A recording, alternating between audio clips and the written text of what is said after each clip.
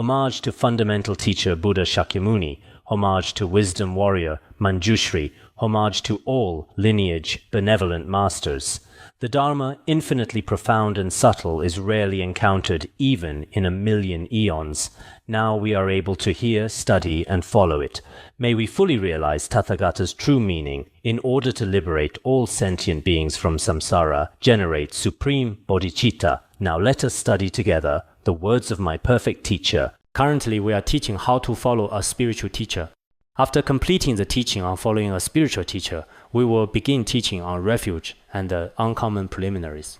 Before this, I also require everyone to definitely establish a solid foundation in the common preliminaries and practice them diligently. If one hasn't properly studied or practiced the common preliminaries, the realizations of the uncommon preliminaries, refuge, generating bodhicitta, and vajrasattva practice, will be very difficult to arise in one's mind stream. If the uncommon preliminaries are not practiced well, then later the generation stage, completion stage, and great perfection realizations will also be extremely difficult to manifest. So although teaching the words of my perfect teacher takes quite a long time, I believe it has extremely profound meaning, because from personal experience, as well as looking at the biographies of other masters, those who practice the preliminaries especially well, those who practice the preliminaries particularly well, their later practice is not easily lost or abandoned. If the preliminaries are not practiced well, one might temporarily generate some experiences and obtain some accomplishments, but later, within a short period of time, they either disappear or become unstable, and so forth. Therefore, we have repeatedly emphasized with great importance that everyone practice the common preliminaries,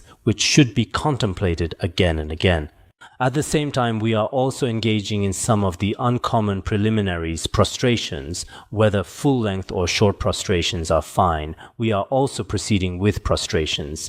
If continued daily over a long period, this should be achievable. I think I mentioned before that there was a master in Qinghai who completed the preliminaries 16 times during his lifetime. For us, even completing them once seems difficult to some people. Recently, a Dharma teacher returned from abroad and told me about a universally recognized great master who left Tibetan areas. He probably left the country in the 1950s. It's been nearly 50 years since he left, and during this entire period, he has done 100 prostrations every day without interruption. A few years ago, when he counted them up, it was over 4 million, 20-something, or however many, the total count. Because every day he does 100 prostrations without interruption, continuously wherever he goes, whether visiting other countries or attending international conferences every evening, he does 100 prostrations without interruption, and he has persisted for 40 to 50 years. Continuing this way, the total number has reached this amount. So when I personally heard about these accomplishments in practice, sometimes I feel the differences between people are particularly great. On the surface, eating, walking, and talking all appear exactly the same, but there are great differences in the essence of practice and courage in practice. Some people think that practicing the preliminaries once is an extremely difficult matter in one lifetime. For some people, practicing the preliminaries multiple times, especially in terms of courage in practice, is not difficult at all. In our daily practice here, a very few practitioners have made the commitment to do some prostrations every day, and it's the same in the academy. As for many Dharma friends in the cities in the beginning, everyone is quite enthusiastic, but gradually some individuals begin to retreat. So our key learning sometimes without collective encouragement seems like individual strength allows some people to persist continuously while others cannot persist. So including myself, sometimes when together with everyone I can somehow persist.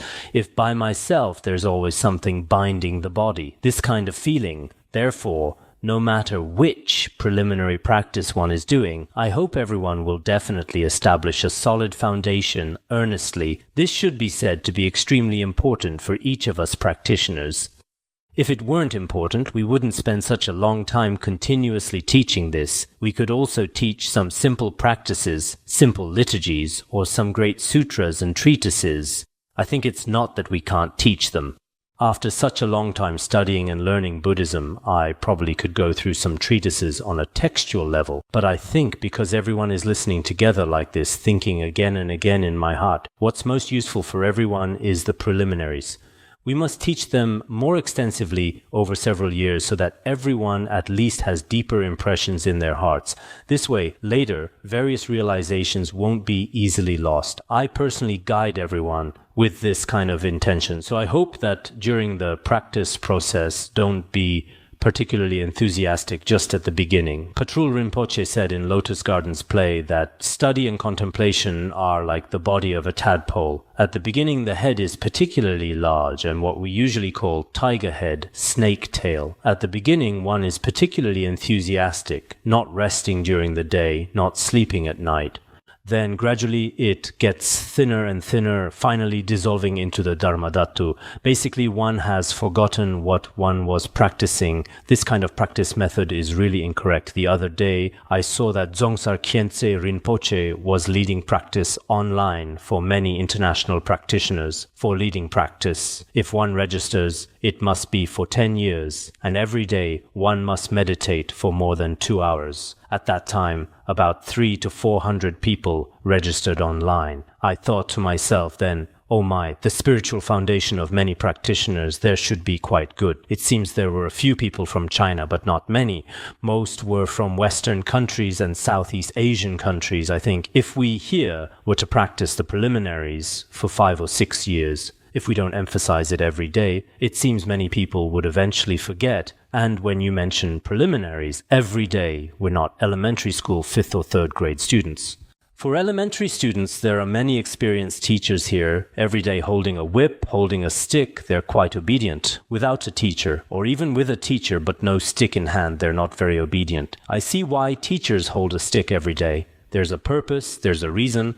We're not like this. Many people are already adults. Some have already become like the sun at 3 or 4 o'clock in the afternoon. Some are like the sun at 5 or 6 o'clock. At this time, if there's no self-awareness, when will there be self-awareness? Only in the next life will there be self-awareness. That's impossible. So I hope everyone will consciously value the preliminaries. You might think that in your life there are many other important things. This is important, that is important. But I personally believe that for every practitioner, the preliminaries are more important than anything else. I always think this way. So, your thinking and my thinking might conflict in some areas. Please think and consider these issues. Today we continue teaching the reasons for following a spiritual teacher. In daily life, during the time when one is in the presence of the teacher, one must also be respectful and act properly according to Dharma. When one stays in the presence of the teacher, one's behavior in all aspects should be respectful and in accordance with Dharma. When the teacher rises from his seat, one absolutely cannot remain sitting in one's seat as before, either lying down or completely ignoring. This is unreasonable, even pretending not to have seen. There have been many such cases in the past and in time. Even in this very life, one experiences various kinds of karmic consequences. Of course, if the teacher gives permission, if the teacher requests that one need not stand up, then sitting is also acceptable. Rather, one should stand up without hesitation. When the teacher is seated, one should greet and inquire about the teacher's well-being. Ask how the teacher's health is, how his mood is, whether the teacher's afflictions are heavy or not, how the teacher is eating, and various aspects of the teacher's situation. Then observe the appropriate time to offer items that please the teacher's heart and so forth. Observe the appropriate time. When the teacher is unhappy and you bring an offering, this instead adds some pressure and suffering to the teacher. This is also unreasonable. If the conditions and timing in all aspects are relatively mature, then see what the teacher likes. Things that the teacher doesn't like at all, that the teacher cannot use. Making such offerings may not have much great significance. But in any case, what pleases the teacher should be done as much as possible. In the past, there was a master from the Gelug school called Lama Kangyur. He said that any words spoken by the teacher cannot be contradicted and must be sincerely trusted. He said if the teacher says, "The sun rises from the west," you should also acknowledge it and must believe it. I thought at that time Many of us would probably say, if the sun rises from the west, many fellow practitioners following the teacher would say face to face, "Oh teacher, you are absolutely wrong. That's impossible." The teacher would definitely be criticized. This is how it is now. In the past, there was really pure perception. Whatever the teacher said, they would accept. And the teacher's words were no different from Buddha's words. But in today's society, some people speak of democracy or equality. Some even say, the teacher and I have equal status, standing on equal ground. There should be no thoughts of high and low. Moreover, all phenomena are originally equal. All phenomena are originally empty. Where is there any difference between teacher and disciple? There are various kinds of wrong views like these, all of which are unreasonable. Although on the ultimate level everything is equal, but on the conventional level, through the behavior of respecting the teacher and following the teacher, ultimately the true qualities of the teacher in one's mind stream, the supreme wisdom, compassion, realizations, etc., can all be obtained. All of these will definitely be obtained. Therefore, when following a teacher, one should have the attitude of doing whatever makes the teacher happy as much as possible. In the past, Geshe Chengawa also spoke like this. He said he constantly thought of his teacher because he constantly respected his teacher. Through this auspicious connection, later true qualities arose in his mind stream. We all remember, whenever His Holiness Jigme Phuntsok spoke of his root teacher in front of the assembly, he made many of us generate firm confidence in the benefits of following a spiritual teacher and the methods of following a spiritual teacher. Sometimes I think that now our academy has more people than before, perhaps even more than when His Holiness was alive, but sometimes it seems when the teacher gave a single teaching, everyone's inner transformation. For example, when the teacher taught on the preciousness of human life, everyone in the entire academy would feel, human life is indeed precious, we must practice immediately. When teaching on the impermanence of life, everyone would think they must practice immediately. Otherwise, what to do when impermanence arrives? When teaching on the benefits of following a spiritual teacher, everyone would recall. Now, of course, individual teachers speak very brilliantly. Some teachers' eloquence is also excellent, but I wonder whether when true, great accomplished beings were present, that kind of mental state exists now. It's hard to say. In the past, every day, many people were filled with Dharma joy. Once a great master has left this world, the true Dharma in the hearts of countless beings directly or indirectly connected to him also fades away. Of course, on one hand, His Holiness Jigme Phuntsok's qualities and his activities and his blessings have never disappeared. Whether many of us present here have met the teacher or not, all of this is, I believe, the teacher's activity. If the teacher had not established such a Buddhist academy at that time, had not cultivated so many great masters, we later students definitely would have no way to understand so many Buddhist principles. This is absolutely a kind of activity of the teacher. The teacher also said before that now in our academy, even if just a moment of virtue arises in anyone's mind stream, it is all the blessing of omniscient Mipham Rinpoche. Many of the long-term residents here should remember this vividly. I think now it's the same. Many of us present here. Even if just once the thought arises in our hearts that all phenomena are impermanent, all formations are suffering, such a notion is also the blessing of His Holiness Jigme Phuntsok. We should now in this degenerate age definitely have some feeling in our hearts about the Dharma, some experience. This way the power of Dharma and its function can be manifested. Otherwise, if we just go through the motions on the surface, superficially following a spiritual teacher, or superficially practicing, actually this power and function is not very great. Therefore, one should always think of the deeds of great masters and predecessors, how they followed spiritual teachers, how they followed spiritual teachers, how they long-term prayed to their lineage teachers, constantly living a life of practice. But most of us now, when we have time, when we have leisure, when we're in a good mood, we do some practice and study, but when in a bad mood, we temporarily give up.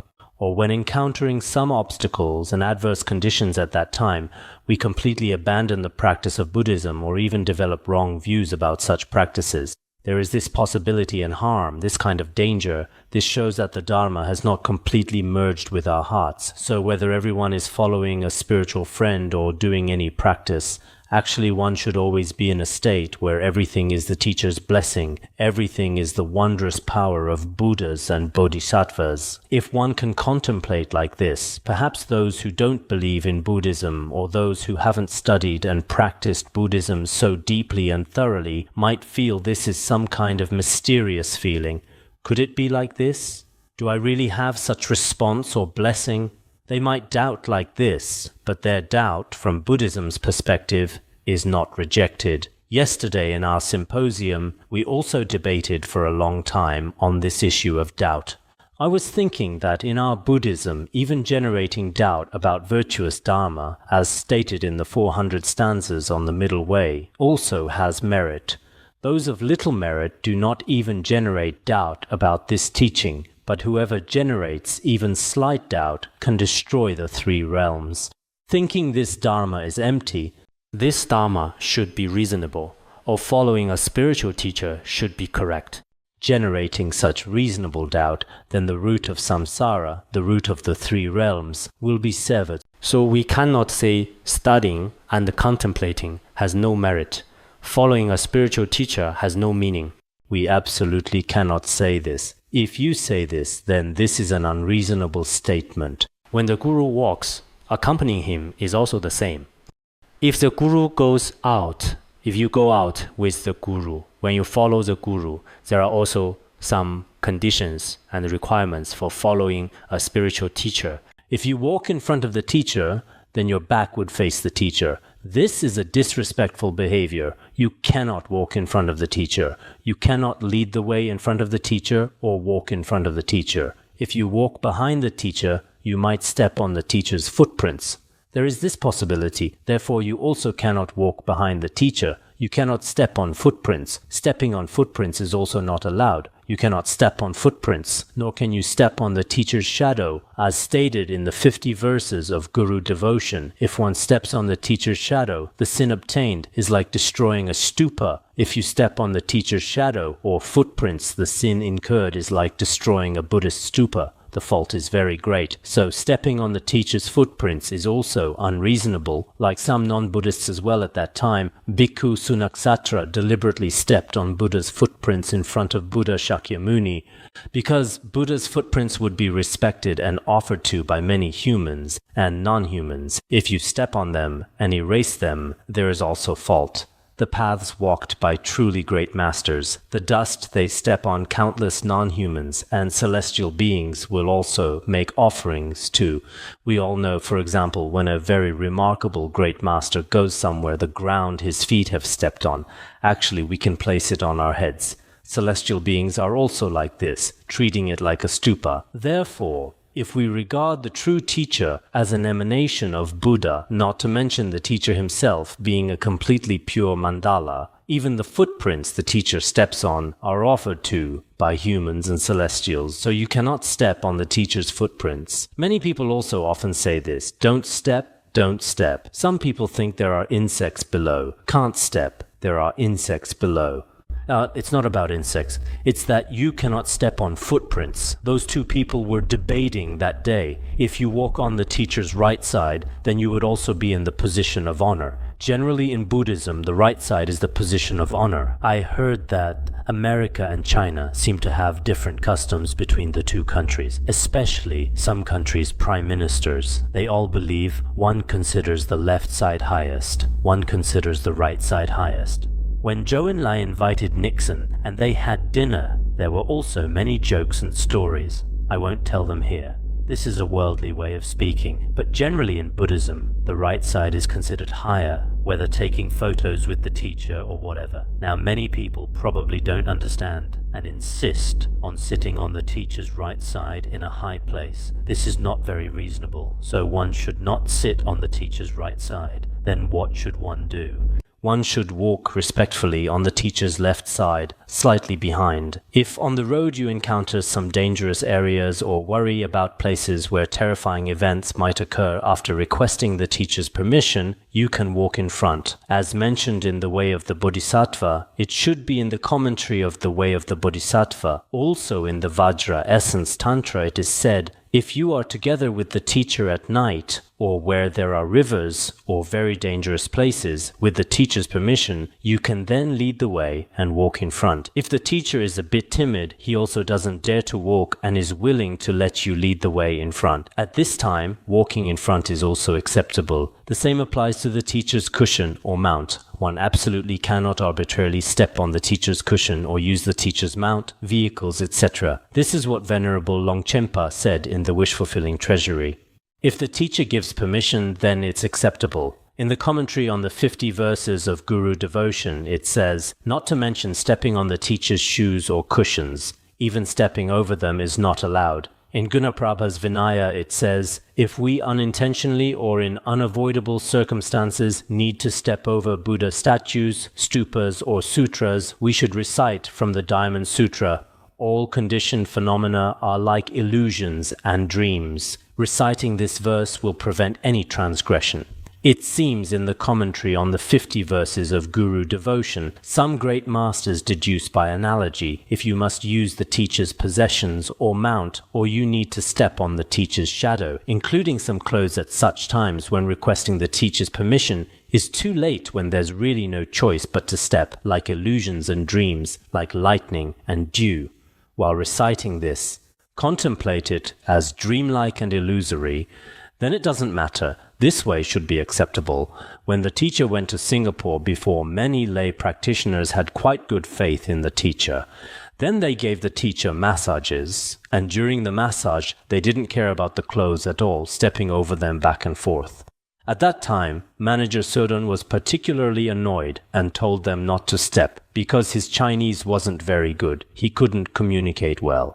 We saw that the teacher seemed very happy. The teacher didn't particularly object or stop them. Later they became a bit excessive, saying they wanted to massage the teacher using my feet to massage the teacher's back should be acceptable. When they said this, we felt it was a bit inappropriate. Now there are really some people who have no feeling at all when stepping over or trampling on clothes or the teacher's possessions.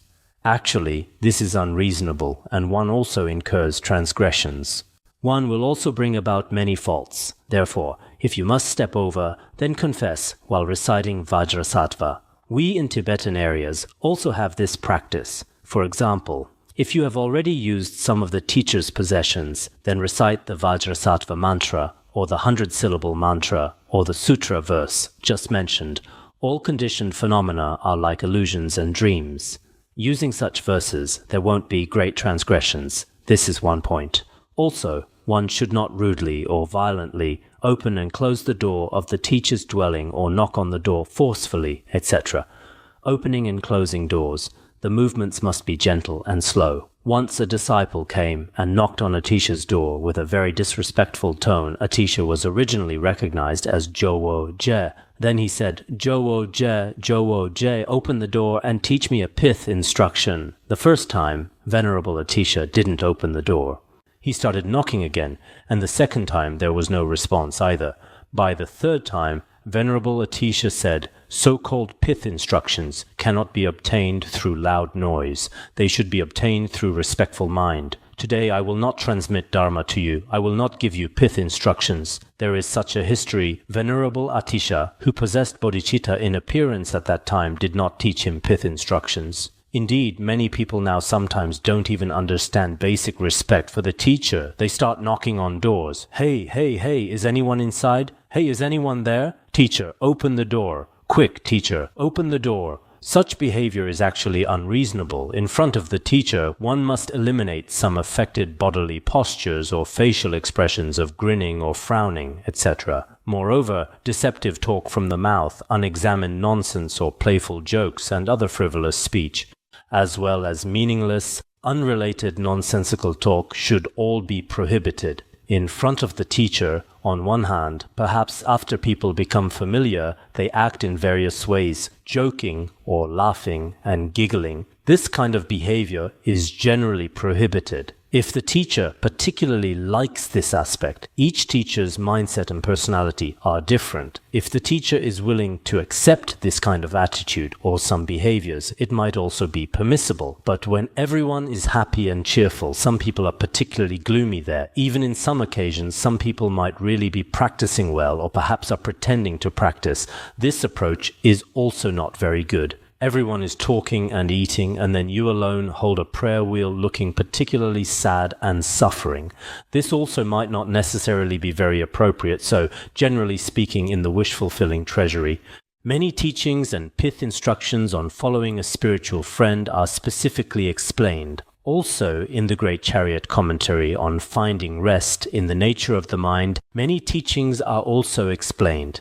These teachings, actually, when we follow a spiritual teacher, we definitely need to understand. If we don't understand, we will often make mistakes in this regard. One should maintain a sense of reverence and eliminate careless attitudes. Speech and conduct must be refined, elegant, peaceful, and gentle.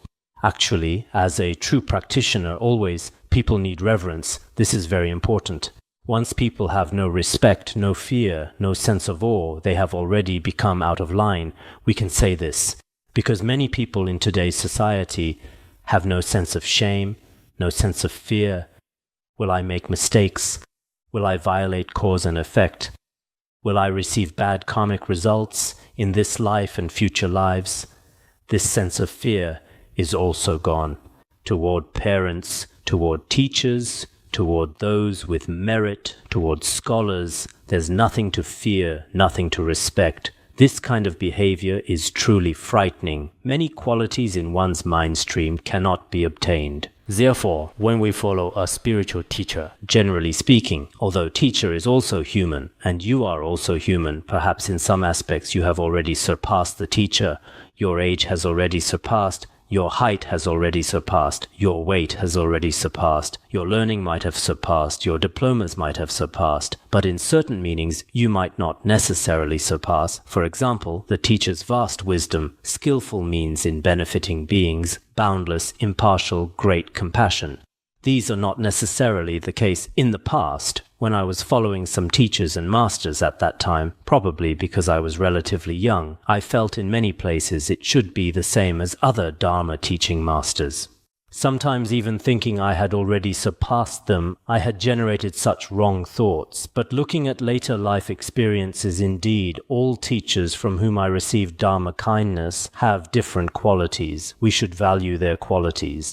Everyone knows that yesterday at the forum, a postdoctoral fellow said, during the process of following her doctoral advisor, she never discovered any faults in him. He is perfect in every way, a very perfect person. I thought at that time, perhaps this person's mind observes pure perception very well. Otherwise, our worldly teachers, not to mention transcendental masters who teach profound Dharma, many people in this degenerate age find it very difficult to maintain pure perception. They even think in many ways they have already surpassed others, that they are inferior to oneself. If one has such wrong thoughts, then how can one obtain the qualities and supreme realizations in their mind stream? How can one obtain them? There's nothing to be obtained because I have already surpassed them. If I surpass them, it's impossible to obtain such qualities through them.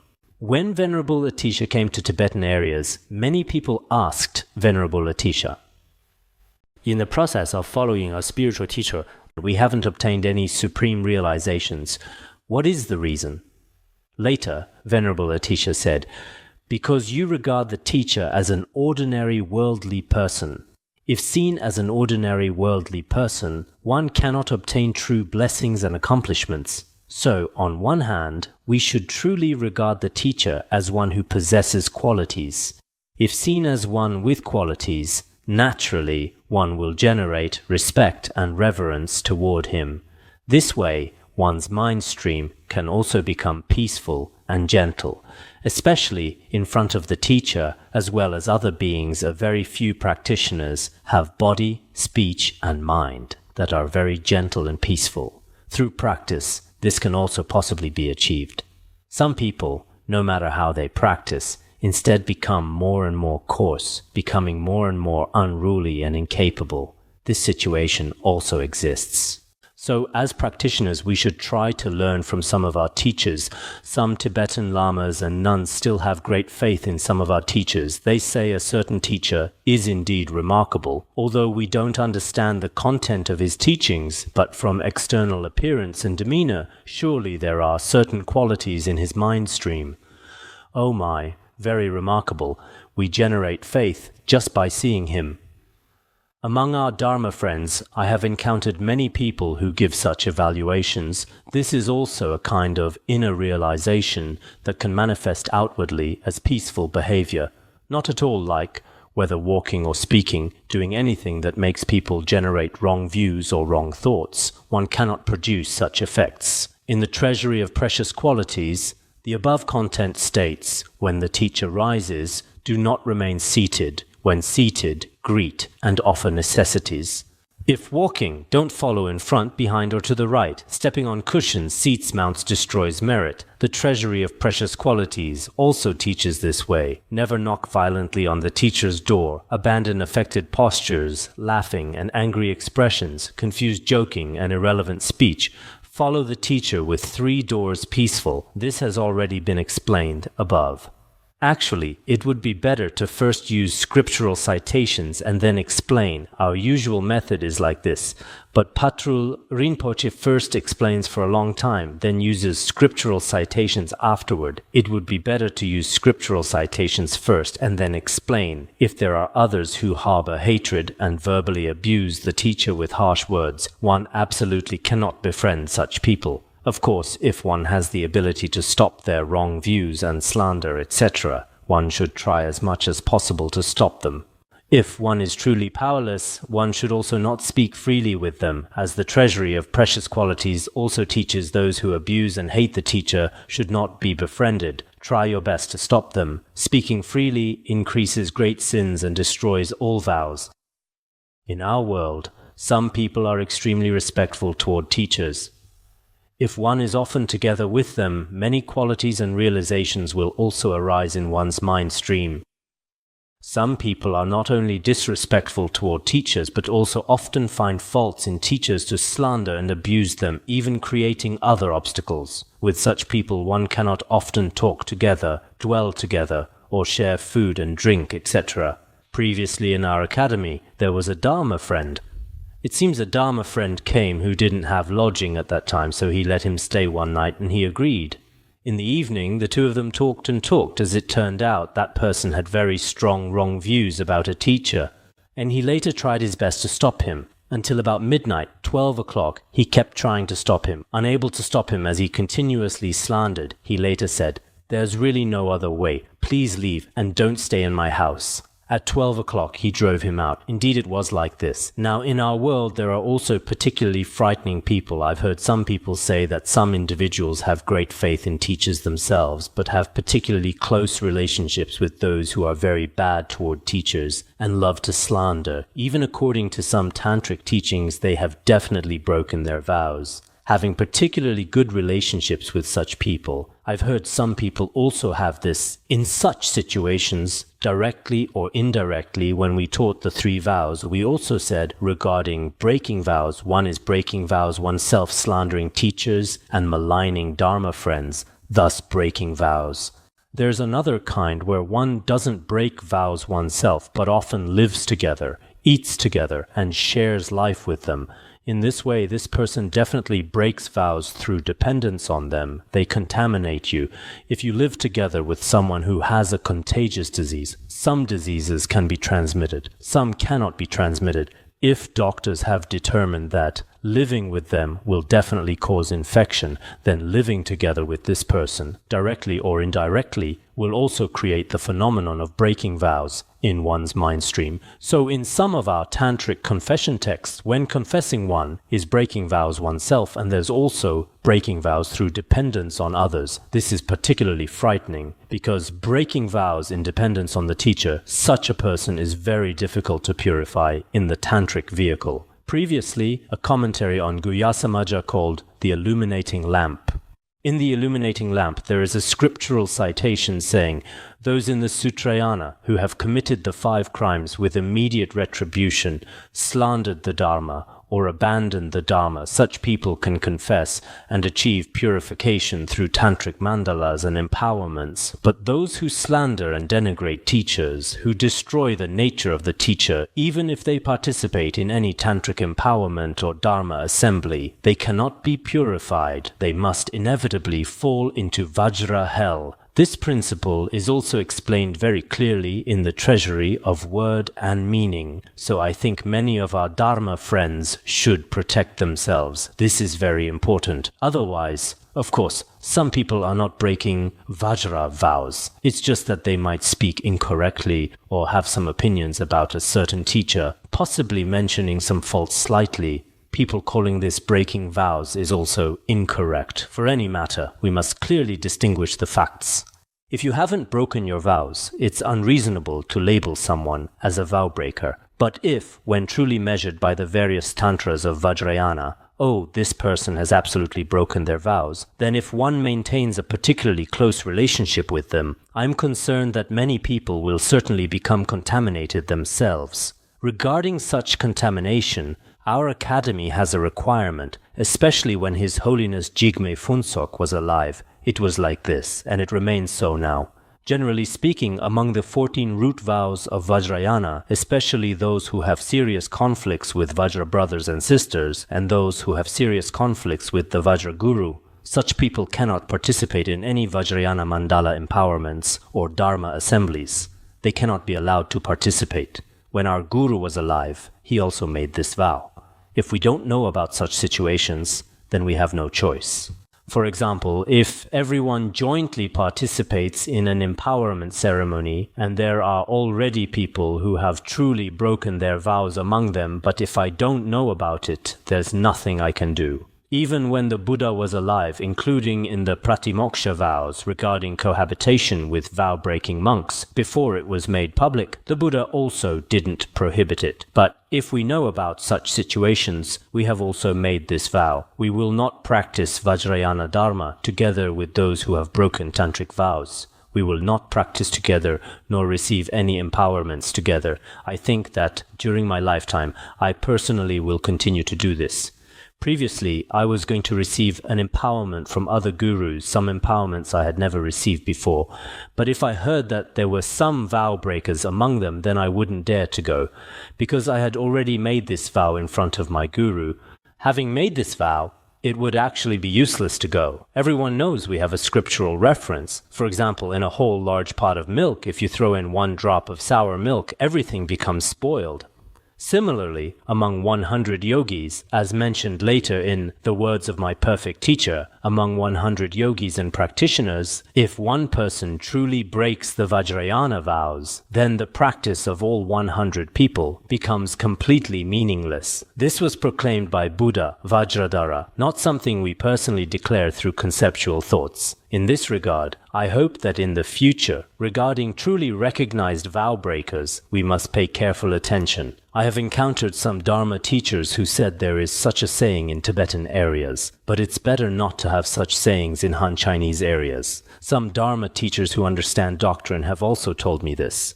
But actually, regarding breaking vows, I don't think it's a matter of Tibetan areas versus Han areas. It's not divided by ethnicity, by country, or by region. There's no such division. No matter who it is, if you have received Vajrayana vows and have relied upon someone as your Vajra Guru, but later, due to your behavior, you ultimately break these vows, then, whether Han Chinese or Tibetan, anyone can commit this. After committing this, there's probably no way to reform it. This is what I think. So during my lifetime, it has been like this before. If someone has obviously broken their vows, whether Tibetan or Han Chinese, I would never receive teachings together with them, even unto death. Not to mention giving teachings, I would absolutely never listen to any Dharma together with them. Of course, I have no authority to speak for the monastics present here. I personally made this vow in front of my guru. I made this vow.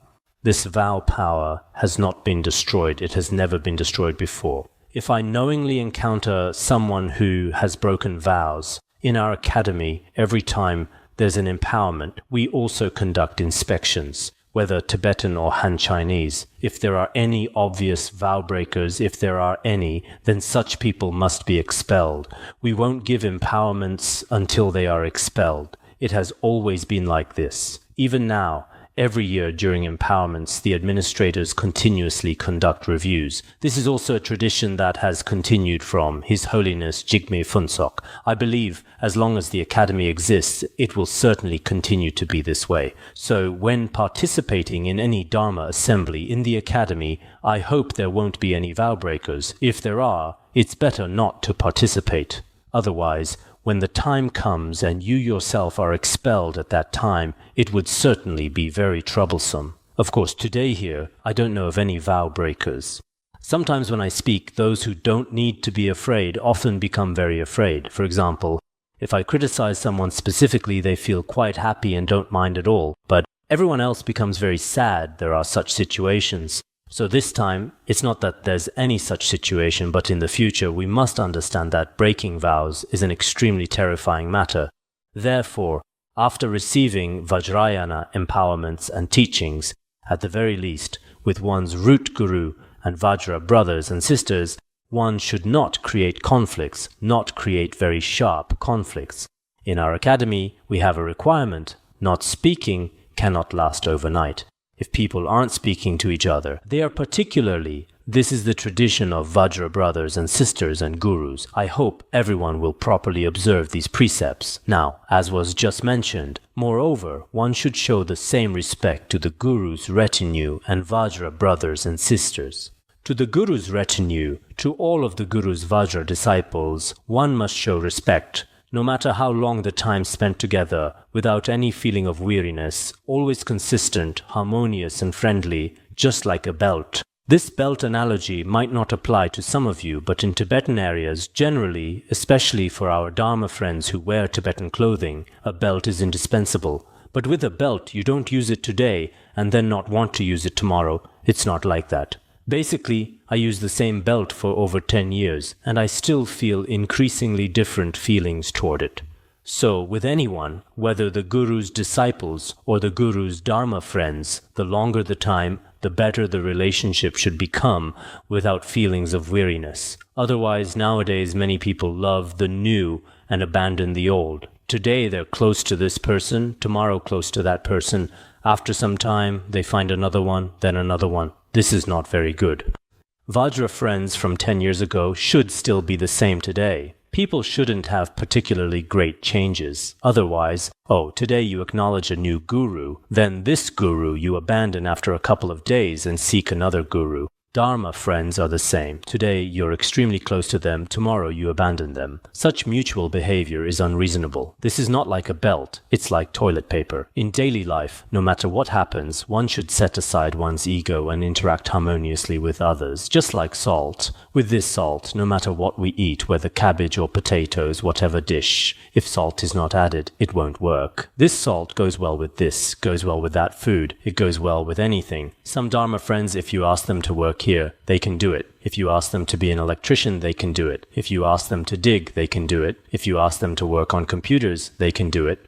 Whatever task, they get along well with everyone around them. We need to learn this in the future. Many Dharma friends have decent wisdom, but their character is lacking. I have this feeling because from childhood you haven't learned how to be a good enough person. As some gurus have said, if you can't even be a good person, how can you become a good Buddha? It's very difficult. So it's just like salt. Harmonious with everyone, getting along with everyone, having good relationships with all. Today, if asked to work on manuscripts, they can do it.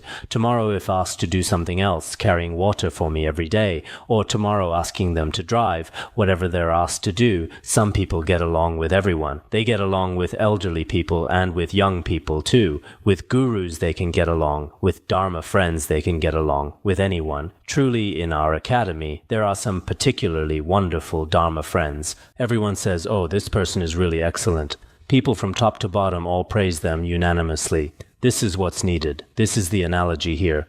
Furthermore, even if others slander you with harsh words or create unreasonable trouble or impose unbearable pressure, one should still strive to practice patience, just like a pillar. You see, you know this pillar. No matter how heavy the house above, no matter how heavy the roof, it keeps supporting it. So when others scold you or speak ill of you for no reason, and you still have to bear a lot of pressure in your work, you don't suffer at all and keep enduring, having a kind of patience, just like a pillar. With Dharma friends, one should also live harmoniously and rely on them respectfully. As it's also said in Treasury of Precious Qualities, living harmoniously like a belt, interacting harmoniously like salt, extremely patient like a pillar, stay close to the Guru's retinue and Dharma friends.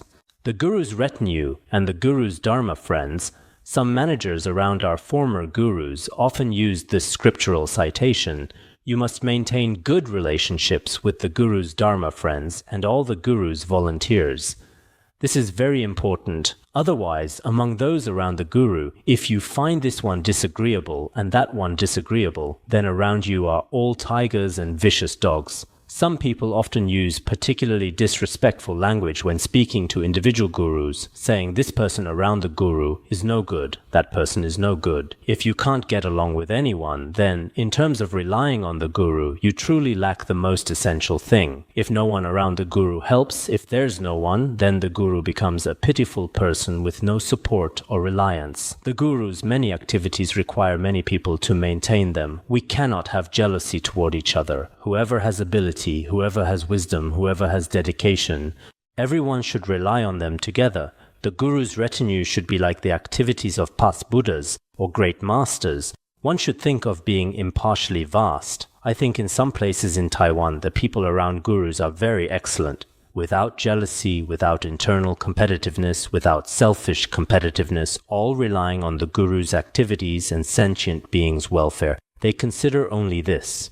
In this way, activities will naturally unfold. Otherwise, internal warfare might eventually cause the guru to develop weariness, and gradually this will also affect the activities. So any guru, this isn't fixed whether Han Chinese or Tibetan, any guru has their different activities. So the disciples around them cannot have bad relationships with everyone.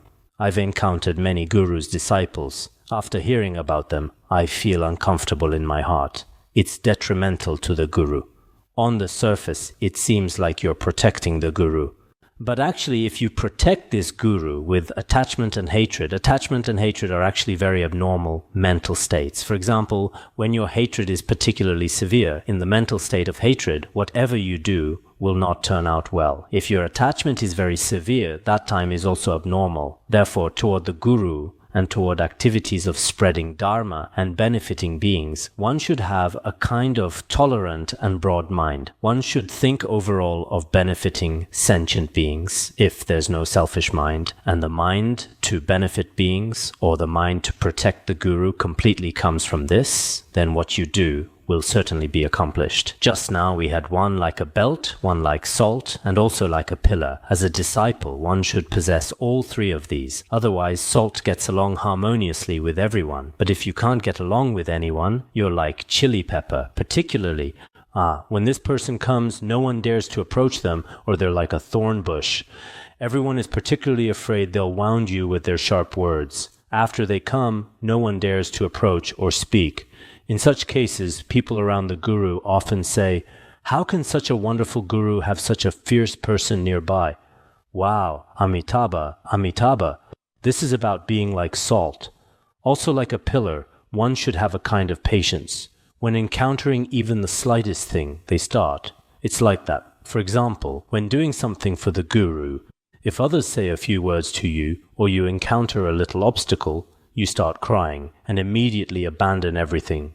Or even when working for the guru, you slam the table and immediately leave. I've heard of such phenomena. This is not very good. Generally speaking, if you're working for the guru and you slam the table and leave, this is worldly behavior. Among worldly people, generally those with quality and standards, wouldn't slam the table and leave directly. Whatever you do should be handled with wisdom. It's not that by slamming the table you immediately subdue all demons and everything becomes perfectly auspicious. It's not like that. This is the behavior of people who completely lack refinement. Gradually, this is detrimental both to the guru and to oneself. The third is to cultivate the guru's intention and conduct. The guru's intention refers to the guru's secret intention, the wisdom and compassion in the guru's mind. Conduct refers to the guru's proper and lawful behavior in benefiting sentient beings. This we definitely must learn. Previously, we examined the guru, and after examination, we relied upon them. The methods of how to rely have already been explained here. Now we have examined well and already established reliance. In this case, we must definitely obtain the guru's intention. If we obtain the guru's intention, we also cannot go against the guru's teachings. It seems the Sutra of Skillful Veneration has such a scripture that says, "Do not speak presumptuously when the teacher has not asked a question. In all tasks given, do not disobey orders." So we cannot go against any of the guru's words or actions. Otherwise we cannot obtain the guru's true intention. We often see the biographies of some senior great masters. They all truly relied with their greatest reverence and effort, including Lama Akyuk. I heard he previously received teachings from Chongkai Aru.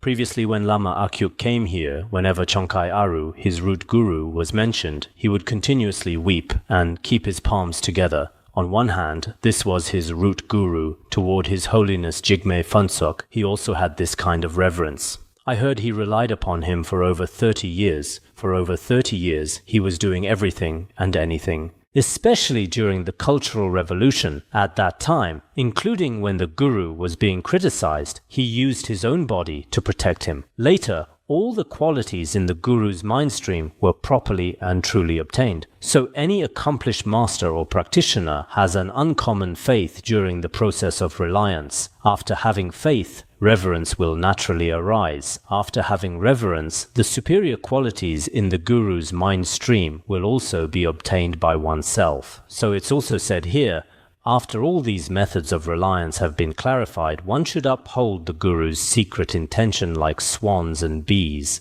For example, swans dwelling in excellent pools do not muddy the water, but rather play lightly within it and enjoy themselves to the fullest. When bees fly spinning among flowers, they don't damage any of the flower's color or fragrance, but after taking the essence, they quietly depart. When we rely on the guru, we cannot disturb the guru nor disturb the guru's retinue.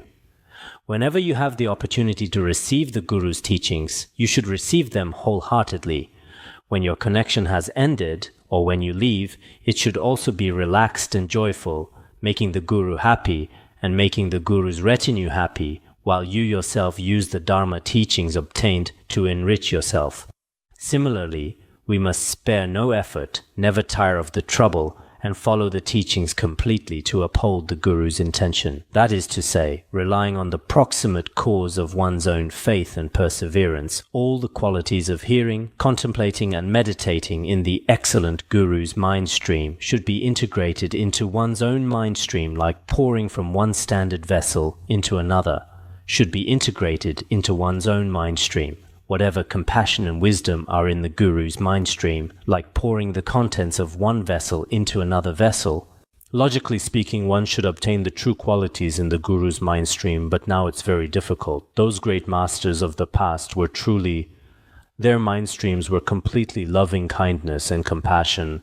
But we who are descendants now, many of us, not to mention all of what's in the guru's mind stream, can't even obtain 1% or 10%. Why? Because our own wrong views and many preconceptions create obstacles. So sometimes when I think about it, obtaining all the qualities in the guru's mind stream is extremely difficult. But if we can obtain even a portion, it can solve many problems. So when we rely on a guru, we should obtain all of the guru's qualities. Everyone should understand this saying about complete transmission. Obtaining all the superior qualities of hearing, contemplating and meditating, this is very important. Treasury of Precious Qualities also says this. Like swans depending on excellent pools, bees tasting the flavor of flower nectar, constantly dwelling together in wondrous conduct, without weariness upholding the guru's intention, through faith as proximate cause, obtain the qualities. Actually, faith is very important. Without faith, if you view the guru as an ordinary person, you may not necessarily obtain the superior qualities in the guru's mind stream. So in this world, viewing the guru as a Buddha is very necessary. It seems the king of great teachings, non-dual, impartial, most supreme Yoga Sutra already explains in this scripture. Buddha is the supreme guru who always protects everything most excellently. One who knows the secret and the truth. This guru is no different from Buddha. We must understand that Buddha and guru are indivisible. If you have such faith, you will certainly be willing to obtain the qualities in the guru's mind stream. So we must definitely rely with a kind of joyful mind. Actually, regarding reliance, for each person, the time of relying on a spiritual teacher won't be very long. Once you've left this guru, or when you don't have the opportunity to rely, at this time you view the guru as a true Buddha. When you're relying on a guru, you feel as if the guru is exactly the same as your other relatives and friends, sometimes even feeling as if you surpass the guru. Such wrong thoughts can also arise. But once the guru has left this world, they seem even more precious, even more blessed with the guru's power. This is something each of us will experience. There are still many principles to explain, but I don't know what the time is today. Okay, is that right? I don't know if you have something in a moment. Their time gives me a kind of... It keeps flashing, so sometimes it makes me a bit confused. When there are too many machines, it makes me a bit... Okay, let's stop here for today. Sonamdai Tamse Bhaganya Tanani Dhamma Pasi Jirgama Jiramo Chupai Jupun Thunen Dwa Dwa Bandharangara Banya Asavarda Bandharangara Banya Asavarda Bandharangara Banya Asavarda